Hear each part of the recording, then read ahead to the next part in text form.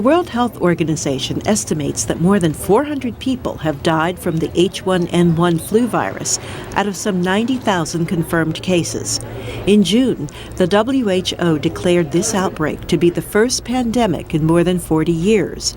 Recently, WHO Director General Margaret Chan predicted the worldwide spread of H1N1, or the swine flu, is certain. Once a fully fit pandemic virus emerges, its further international spread is unstoppable.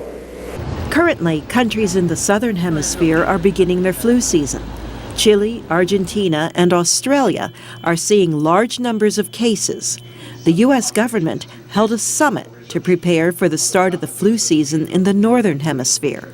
Secretary of Health and Human Services Kathleen Sebelius said government agencies at every level are preparing a defense against the H1N1 flu and the seasonal flu.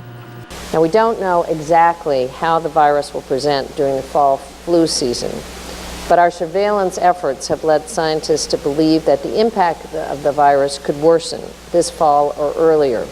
The H1N1 flu virus spread to the United States from Mexico in April, and by the end of the school year in June, the virus had shut down more than 700 schools. Officials at the summit stressed that schools need to find a way to educate children who cannot attend class, and businesses must learn to cope with high numbers of absent workers. The virus continues to spread in the U.S., even though the official flu season ended in March. Secretary Sebelius said hospitals should also plan for an overload of patients.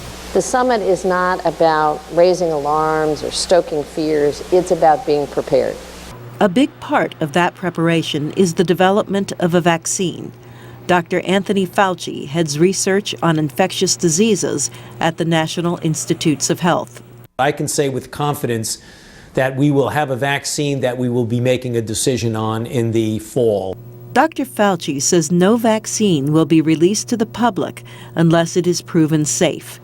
Human testing could begin in August. Researchers must then determine how much vaccine to produce and how many doses people will need. Officials emphasize there are limitations on what they can do, even with the best vaccine and antiviral medicine. They repeatedly spoke about the public's responsibility. Washing your hands, coughing into your sleeve. Throw away tissues that you sneeze into. And when you are sick, do not spread germs to others by going out in public. Carol Pearson, VOA News.